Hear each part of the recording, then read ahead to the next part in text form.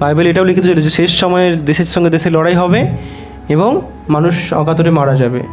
ভিডিওতে দেখাচ্ছে একটি বাবা, একটা ব্যক্তি, তোমাদের মতোই পূর্ণবয়স্ক একটা ব্যক্তি, সে একটা এরকম বাটি করে বা প্লাস্টিকের পাত্রে করে খাবার নিয়ে এসেছে।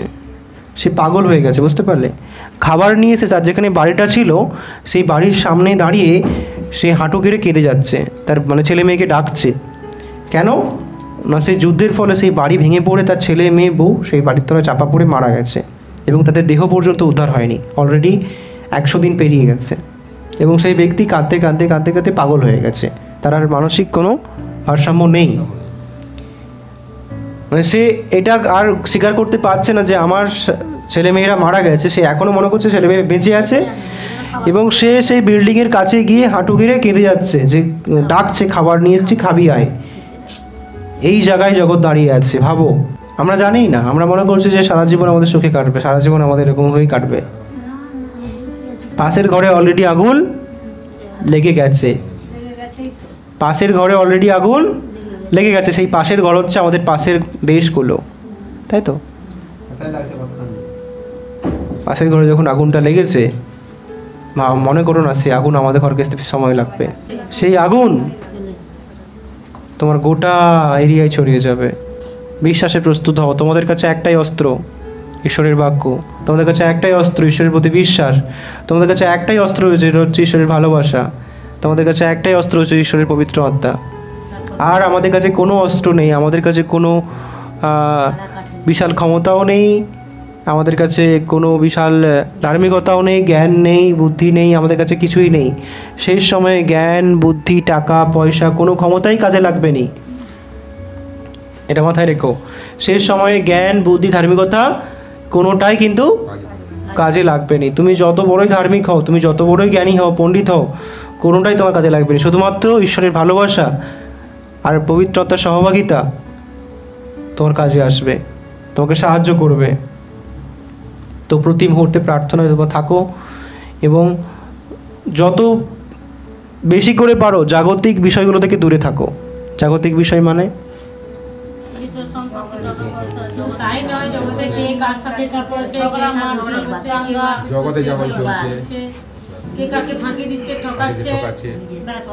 বিশ্বাসীরা, তোমরা এই বিষয় থেকে দূরে থাকো। আমি আগেও বলেছি যে পাশের বাড়িতে আগুন লাগলে তোমরা আনন্দ থেকো নি, প্রার্থনা করো। কারণ মানুষের, জগতের মানুষ অন্ধ, তারা সেই পিপু আর ঘুষুর মতো। আগুন লেগেছে, পিপু বলছে পিঠ পড়ে যাচ্ছে, ঘুষু বলছে ঘুরে শো, বুঝতে পারলে? কিন্তু তোমরা কিন্তু সেরকম নয়। ঘরে আগুন লেগেছে, তোমাদের উচিত প্রার্থনা করো। আমাদের আর কোনো ক্ষমতা নেই। আমরা কি পারবো জগৎকে বাঁচাতে? আমাদের কাছে ক্ষমতা আছে? তোমার কাছে ক্ষমতা আছে তোমার পরিবারকে বাঁচানোর? আছে কি? আমাদের কাছে কোনো ক্ষমতা নেই। বড় থেকে বড় ধনী ব্যক্তিরা নিজের পরিবারকে বাঁচাতে পারে না। তোমার কি মনে হয় না যে ওই প্যালেস্তাইনের যেখানে বোমবাজি হয়েছে, যেখানে যুদ্ধ লড়াই হয়েছে, সেখানে কোনো ধনী ব্যক্তি ছিল না? তোমাদের মতো, তোমাদের থেকে অনেক হাজারো গুণ বেশি ধনী ব্যক্তি সেখানে ছিল। আজ থেকে ঠিক 1 বছর আগে একটা ভিডিও দেখাচ্ছে, আজ থেকে ঠিক 1 বছর আগে সেখানকার ছবি দেখাচ্ছে, যে সুন্দর একটা শহর, বড় বড় বিল্ডিং, কলকাতার মতো বড় বড় বিল্ডিং, ঘর বাড়ি, মানুষজন যাচ্ছে, স্কুল কলেজ সমস্ত কিছু যেমন স্বাভাবিকভাবে চলছে। ঠিক 1 বছর পরে দেখাচ্ছে সেখানে পুরো ধ্বংসরূপ, কিছু নেই আর। বিল্ডিংয়ের বদলে শুধু মরুভূমি হয়ে পড়ে আছে, ভেঙে গেছে, যে স্তূপ হয়ে যায় নয়, যেরকম মাটির ঘর পড়ে গেলে যেরকম সেই উঁচু ঢিবি হয়ে যায়, সেরকম উইয়ের ঢিবি যেরকম হয়, সেরকম কংক্রিটের উইয়ের ঢিবি ভর্তি হয়ে গেছে। আর বেশ কয়েকটা মানুষ যেরকম সেই কুকুরগুলো ঘুরে বেড়ায় না, কঙ্কালের মতো ঘুরে বেড়াচ্ছে সেরকম করে। কার পা ভেঙে গেছে, কার হাত ভেঙে গেছে, সব খুঁড়িয়ে কোনো মতে শরীর। তোমার কি মনে হয় না যে ওই জায়গায় আমাদের থেকেও অনেক জ্ঞানী পণ্ডিত ব্যক্তি ছিল বলে? নিশ্চয়ই ছিল। ওই শহরে কত ধনী ব্যক্তি ছিল, বাঁচাতে পারলো নিজের পরিবারকে, নিজের ঘরবাড়িকে, নিজের জিনিসপত্রকে? সব হয়েছে। আমরা যাতে সাবধান হই। জগতের মানুষ বড্ডই নিজেদের কাজের মধ্যে অন্ধ হয়ে গেছে। অবশ্যই আমাদের কর্ম করা উচিত, কিন্তু কর্মের সাথে আমাদেরকে চোখ খোলা রাখতে হবে। কার প্রতি? ঈশ্বরের প্রতি। ঈশ্বর আমাদেরকে কি আজ্ঞা দিচ্ছে, ঈশ্বর আমাদেরকে কি বলতে চাইছে, প্রতি মুহূর্তে ঈশ্বর আমাদের কিছু বলতে চায়। খারাপ সময় সব থেকে বেশি আমাদের, যখন খারাপ সময় ঈশ্বর আমাদের জীবনে আসতে দেয়, সেই সময় মনে করবে ঈশ্বর তোমার সাথে বেশি, সব থেকে বেশি কথা বলতে চায়, তোমাকে বলতে চায় যে তুমি কিছুটা ভুল করছো, তুমি একটা কোনো খারাপ দিকে যাচ্ছ, তোমাকে সাবধান করতে চায় বারবার। আর এখন আমাদেরকে সাবধান কি হওয়া উচিত? তোমরা মনে করো না যে তোমাদের বয়স আজ শেষ মুহূর্তে তোমাদেরকে আর কিছু ভোগ করতে হবে না। যখন মৃত্যুর দূত নামবে এই জগতে, কোনো বাদ বিচার নেই। তুমি ছোট কি বড়, তুমি মূর্খ কি তুমি গোঁড়া, তোমার বয়স হয়ে গেছে কি বয়স কম, মৃত্যুর দূত কারো প্রতি দয়া দেখাবে না। ঠিক সেই মৃত্যুর দূত যখন নেমেছিল প্যালেস্তাইন শহরে, প্যালেস্তাইনের হামাসে, সে কিন্তু কারো প্রতি দয়া দেখায়নি, সব ধ্বংস করে দিয়েছে এক মাস থেকে। ঠিক এমনটাই যখন সে ঈশ্বরের মৃত্যুর দূত নামবে এই জগতে, কারো প্রতি দয়া হবে নি। শুধুমাত্র তারা দেখবে যে কার মুখে কোন দাগ লেগে আছে, কার মুখে কালো দাগ আর কার মুখে লাল দাগ, এবং যার কপালে লাল দাগ দেখবে শুধুমাত্র তারাই ছাড়া পাবে। অর্থাৎ তারা অলরেডি সেই বলির, মানে সেই বলি যে হয়েছে, সেই বলির রক্ত তাদের কপালে লাগানো আছে। ঈশ্বর যে বলি হয়েছে, আমাদের প্রভু যীশু যে ক্রুশে বলি হয়েছে, তাকে তো বলি দেওয়া হয়েছে, সেই বলির, সেই মেষশাবকের রক্ত যদি তোমার কপালে লাগানো থাকে, তবেই মৃত্যুর দূত তোমাকে ছাড়বে, নচেত কোনো ক্ষমা নেই।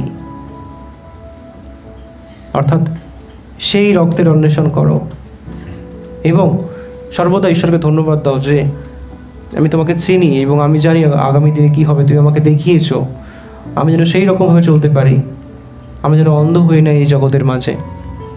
তোমাদের পরিবারকেও সাবধান করো, পরিবারের প্রত্যেকটা ছেলে মেয়ে সবাইকে সাবধানে রেখো, এই জগতের মাঝে অতিরিক্ত হারিয়ে যেতে দিও না।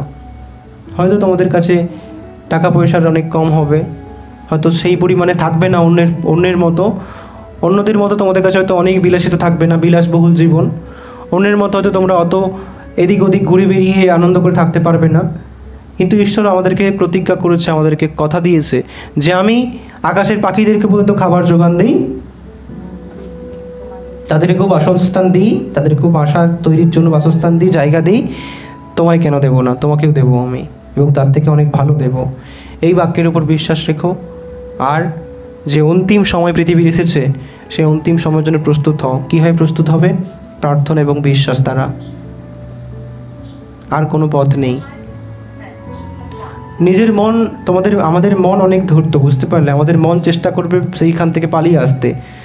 কেন বলতে কি, ওই চিন্তা ভাবনাগুলো তো খুব ভয়ানক না? যখনই ভাববে যে একদিন সব ধ্বংস হয়ে যাবে এবং আমিও একদিন খুব প্রলয় আসবে, যখনই তুমি মনে মনে ভাববে, তোমার মন সংকুচিত হয়ে উঠবে, তোমার মন চাইবে না ওই ভাবনাগুলো ভাবতে, তোমার মন চাইবে না ওই বিষয়ে প্রার্থনা করতে, তুমি বলবে ওখান থেকে আগে পালিয়ে আসে। কিন্তু না, কখনো মনের দাসত্ব করিও না, ঈশ্বরের দাসত্ব করো। আমাদের মন খুব বাজে, আমাদের মন, আমাদের বুদ্ধি আমাদেরকে সবসময় পাপের পথে নিয়ে যায়, বুঝতে পারলে? আমাদের মন যেরকম করে সেই এক ফোঁটা উজালা দিয়ে দিলে কি হয়, গোটা জামাটা ওরা নীল হয়ে যায়, ঠিক শয়তানের সেই কালো রং নয় আমাদের মনের মধ্যে পড়ে গেছে, আমাদের মাথার মধ্যে পড়ে গেছে, আমাদের গোটা মনটাই আর গোটা বুদ্ধিটাই কালোতে পরিপূর্ণ হয়ে গেছে, চাইলেও পরিষ্কার করতে পারবো না আমরা। ওই জন্য আমাদের মনের চিন্তাভাবনাকে বাদ দিয়ে ঈশ্বরের যে চিন্তাভাবনা আমাদের জন্য ঈশ্বর দিয়েছে, সেই চিন্তাভাবনার উপর আমরা যদি লক্ষ্য রাখি, তুমি যেই মুহূর্তে নিজের মনের এবং নিজের বুদ্ধির চিন্তাভাবনার উপরে ডিপেন্ড হতে যাবে, নির্ভরশীল হতে যাবে, সেই মুহূর্তে তুমি হারিয়ে যাবে আস্তে আস্তে। তোমরা অপেক্ষা করো।